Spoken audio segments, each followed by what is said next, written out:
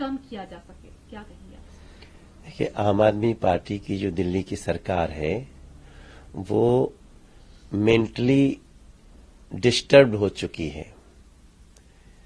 भाई, हर साल अरविंद केजरीवाल जी कहते हैं कि अगले साल पोल्यूशन पे कंट्रोल हो जाएगा, और पोल्यूशन तो लगातार सुरसा की तरह, वो राक्षसी की तरह बढ़ता गया, और ये लोग जेल में चलने जाने लगे। तो अब इस समय मानसिक रूप से तो जो फ्रस्ट्रेशन होगी आम आदमी पार्टी को, वो कोई भी समझ सकता है। और सबसे बड़ी बात है कि 2025 तक फाइनली बाय बाय कर देगी दिल्ली आम आदमी पार्टी को। अब ये पागलपन का हद है।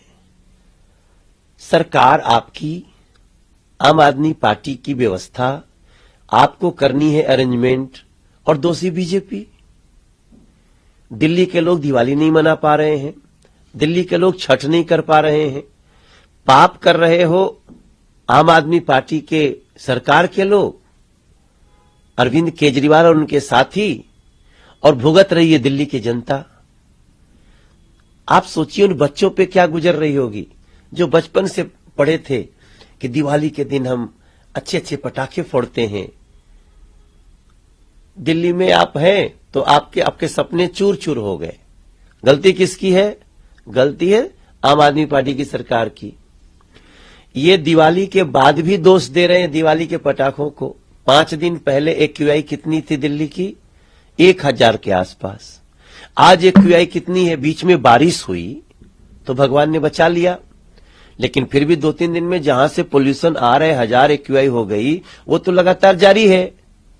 उसके बाद दिवाली आई, दिवाली में कुछ एक पटाखे बजे भी होंगे तो भी पहले से कम पोल्यूशन है।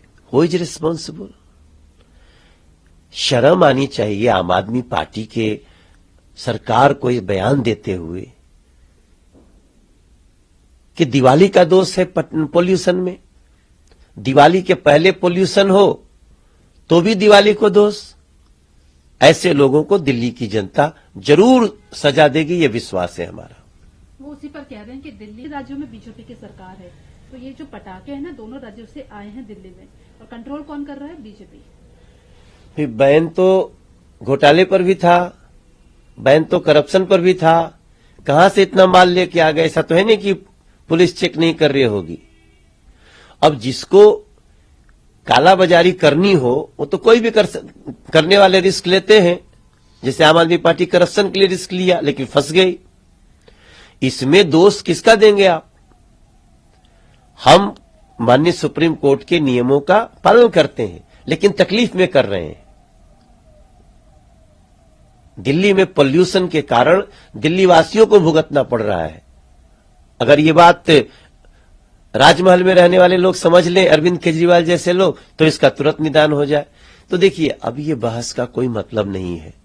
2024 दिसंबर तक ये लोग जो करना हो कर लो। जनवरी फरवरी में चुनाव होगा, आम आदमी पार्टी की होगी विदाई, आएगी बीजेपी। मैं प्रार्थना करता हूं दिल्ली के लोगों से, और 2025 की दिवाली देश में सबसे कम पोल्यूशन लेवल के साथ हम यमुना जी के तट पे, यमुना जी के किनारे स्पेशल उत्सव होगा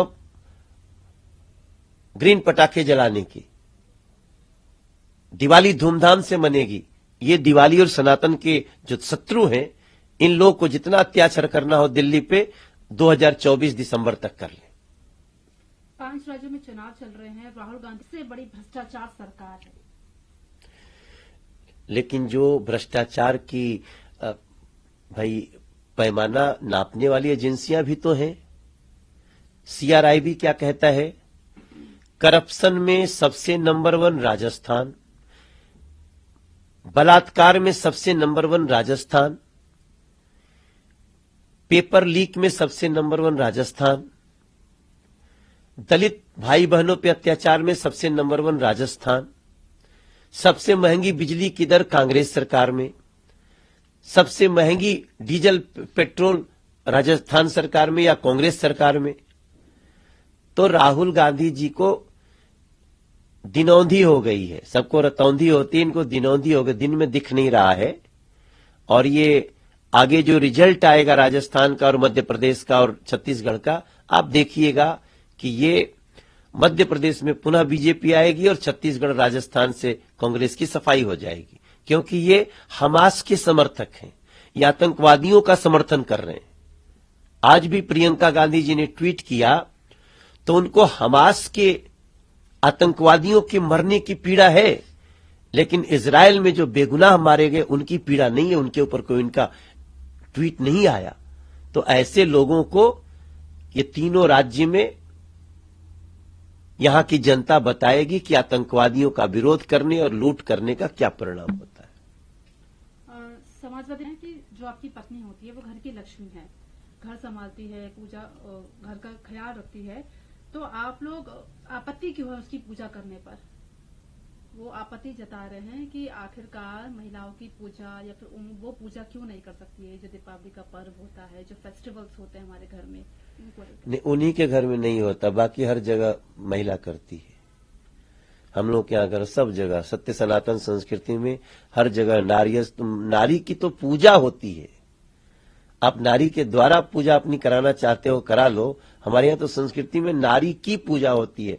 इसलिए कहा गया है यत्र नार्यस्तु पूज्यन्ते रमन्ते तत्र देवता, और नारी को हर हक है।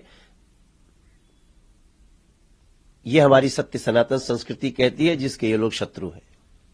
महबूबा मोइत्रा जो आ गया है उनके ऊपर कई एलिगेशन भी लगाए जा रहे हैं, हालांकि वो लगातार कह रहे हैं कि बीजेपी डरी पड़ी है उनसे। ये कोई अब मुद्दा नहीं रह गया, इन लोगों ने बड़ा भ्रष्टाचार किया है। महबूबा मोइत्रा जी का जो बिहेवियर है संसद के सुरक्षा को लेकर के, और वो इंटरनली देश की सुरक्षा को प्रभावित कर रही हैं, ये चाहे जो बनाना हो टीएमसी को बना दें, जिसको गलती करता सजा पाता ही है। आखिरी सवाल है बस, रैली में वो ओबीसी को लेकर कांग्रेस पर हमलावर है, वो कह रहे हैं कि उन्होंने कुछ नहीं किया, जो ओबीसी आयोग है वो खुद पीएम मोदी मतलब सरकार के थ्रू बनाया गया है। इस पर राहुल गांधी कह रहे हैं कि ओबीसी की आबादी करीब 50% है, मैंने पीएम मोदी से कास्ट सेंसस कराने को कहा था। पीएम मोदी ने भाषण में कहा कि भारत में कोई जाति नहीं होती है, यहाँ सिर्फ गरीब लोग हैं। आपकी जो बातें हैं ये कंफ्यूजन पैदा करती है। देखिए, राहुल गांधी को कंफ्यूजन पैदा करने की ये कहने की आवश्यकता ही नहीं है। राहुल गांधी वो ऑलरेडी कंफ्यूज्ड हैं। रही बात ओबीसी को गाली देने की, तो केस चल रहा है राहुल गांधी जी पर कोर्ट में। राहुल गांधी जी ने जो ओबीसी समाज को गाली दिया, पूरे ओबीसी समाज को उन्होंने चोर कहा, तो उनके ऊपर केस चल रहा है। उसी में उनकी सदस्यता भी गई वापस, फिर वो शायद क्षमा वगैरह मांगे तो उनको थोड़ा राहत मिली है। तो ओबीसी को गाली देने वाला व्यक्ति ओबीसी समाज के बारे में कौन सी बात कहेगा जिसको ओबीसी समाज सुनेगा या हम सुनेंगे? अब वो सुने जाने लायक नहीं है। हाँ, इन लोगों की जो मनसा होती है कि देश को जातियों में बांट करके राज करें, तो वो समय चला गया है। यहां भारत की हर कास्ट को, अब तो इस देश में कोई ऐसी कास्ट ही नहीं है जिसके पास रिजर्वेशन नहीं है, जिस कास्ट के गरीबों को। इतना बड़ा काम किया है नरेंद्र मोदी जी ने। कुछ कास्ट बची हुई थी जिनको हम सो कॉल्ड फॉरवर्ड क्लास कहते थे, उनमें से मतलब रिजर्वेशन के अलावे जितनी कास्ट बची थी जो रिजर्वेशन में नहीं थी, उन सब के गरीबों को भी अब 10% आरक्षण दिया जा चुका है। राहुल गांधी जी क्या बोलेंगे? अब राहुल गांधी जी सिर्फ एक ही काम कर सकते हैं, झूठ बोले और फिर दूसरी बार झूठ बोल के। आज राजस्थान पूछ रहा है ना, राहुल गांधी जी अशोक गहलोत जी के साथ बैठ के बोले थे 10 दिन के अंदर सूरज उगे या न उगे किसानों का कर्ज माफ हो जाएगा। कर्ज माफी तो छोड़िए, किसानों की जमीन नीलाम हुई।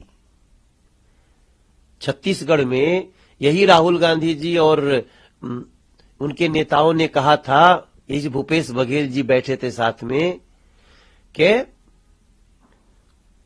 छत्तीसगढ़ की प्रत्येक महिला को 1,000 रुपया महीना देंगे। सारी महिलाएं हम जब जा रहे हैं तो पकड़ ले रही हैं। चुनाव के बाद वादा भूल गए।